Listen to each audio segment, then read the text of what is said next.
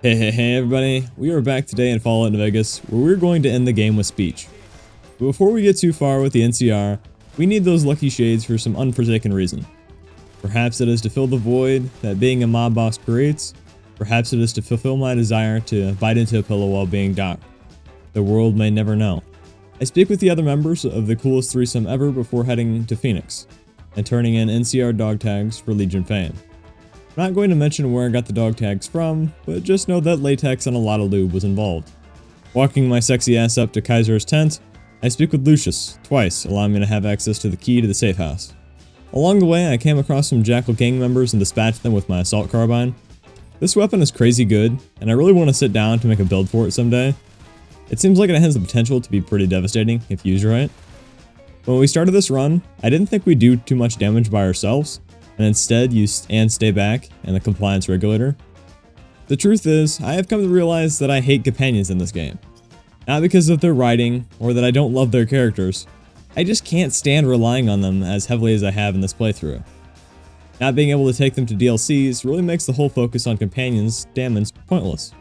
I much prefer to be able to do that damage myself, and not have to worry about my companions dying in the middle of combat. On lower difficulties, and not in survival mode, I could really see companions being fun to have around. Hydro homies for life. Anyways, after all that rambling, I grabbed these two sexy guys and painstakingly watched them not kill Fiend quick enough before handling it myself. While in the NCR Embassy, I found that Boone no longer liked being dominant in the bedroom and wished to move on to a better place. Speaking with him through the wall allowed me to talk him down from the edge and talk with Lisa O'Malley for information on the Emeritus. The receptionist inside immediately informed me of her desire to be tied up, gagged, and fisted. Knowing that I was unavailable for the evening, I spoke with Chino. He told me that his schedule had gone missing and that he was worried that he wouldn't be able to assist with the climax. Finding the same schedule he mentioned in his back pocket, I confronted him about the real reason he didn't want to pleasure the young woman. As it turns out, Kachino was worried about STDs. He suggested I go see Troik about the matter, as he's the kind of guy willing to do anything. My kind of guy. Fill Troik in and he agrees completely, but informs me that he might be late due to him having to sort dildos and plugs that just came in for the Emerita customers.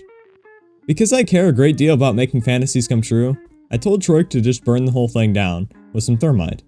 Agreeing that it was a good plan, he suggested I step out for a bit. Great. So I'm fucked either way. Coming back inside, Kachino tells me that Troik ratted me out and told the bosses that the whole thing was my idea. For his punishment, Troik was being used as the glory hole. It's free real estate. Not being one to turn down some non-consensual roleplay, when Kachino told me that the bosses were looking for me, I grew as hard as a rock. Despite my ever-growing erection, I still needed to find someone for the receptionist, since Troik was going to be predisposed. Landon's name came up in conversation, but I didn't know what his kinks were, so I did a little reconnaissance. Stealing the key from a place I'm too embarrassed to mention, I utilized it to open up his safe. Inside was sexy time torture between friends, so I knew they were going to be a perfect match. When I told Clannon about the tapes and me hiring him for the job, he told me not to tell anyone, and booked off never to be seen again. What a shame. Getting distracted for a moment, I studied the trim in the casino. Something just seems off about it, doesn't it? My last option came to Big Sal. Speaking with him revealed that Troik was enjoying his new position quite a lot. That said, it was clear that he was upset about the dildos and plugs being destroyed. I immediately blamed Nero for the confusion. Unfortunately for Big Sal, Nero didn't appreciate the fact that Sal believed me over him, so he killed him. I would like to think that my mom would be rather proud of my accomplishments so far, and really, that is all that matters. Speaking with Kachino reveals that he is okay with helping the receptionist as long as he could wear protection. I agreed, and that is how she got a date. Returning to Moore, she tells me that she wants her uncle killed. As a wannabe member of the NCR, I tell her that he will be dead by the end of the day, or I don't like necrophilia. I step into the back room of the family house and put the old man out of his misery with less than one clip. Shocked at how fast I was able to kill her abode, Moore asked me if I'd be willing to kill Moore.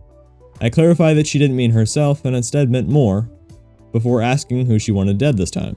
Apparently in 3rd grade, an older boy by the name of McNamara irritated her by cutting her in front of the lunch line, and now she wants revenge.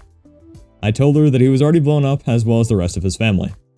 Proud of my work, she sent me to Ranger Grant. For whatever reason, he didn't really want to speak to me.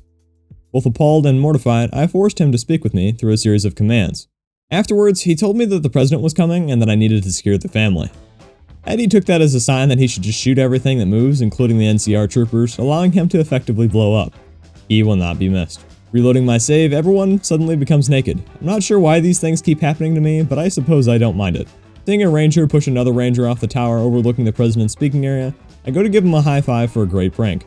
Returning to Ranger Grant to tell him about the nipple worship the false ranger and I performed on one another, he seemed on edge and not the kind we like. As it turns out, one of the engineers was a member of the Legion, and he charged at the president, only to get shot in the back by yours truly. Returning to our very own version of the International Contract Agency, he informs me that we can't expect God to do all the work. Can't expect God to do all the work. While getting debriefed, again, not in the preferred sense, although I did only have hair covering my ass at this point. Nice. I got an inside look at Boone's life. A whole lot of nothing from what I saw, but I'm sure that there would be a little brain in there had I had half a gumption to complete his quest. The following murder spree went relatively well to start off with, as I had a lot of AP rounds, but after running out on the bridge, my damage wasn't the greatest. The boomers did help me out, but I felt like a kid looking around for fireworks while trying to find where their plane was coming from, so I only got to see the tail end of that fine piece of ass. Narrating combat situation is certainly not my area of expertise, if I have one to begin with. Just know that things died, I almost died, and Eddie and Boone were literal gods. The whole premise of this playthrough was to appreciate companions a little more, and utilize speech and barter far more than what I'm used to.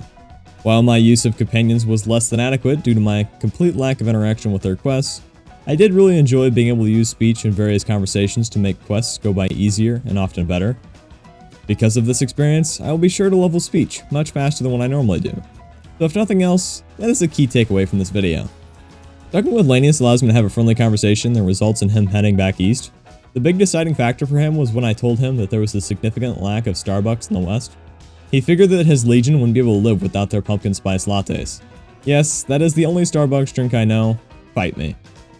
I have hopes in the future that I will return to Fallout New Vegas in the form of a series, but honestly, I need to improve my abilities as a YouTuber before I follow that path. That said, I hope you enjoyed this video, and have a good one.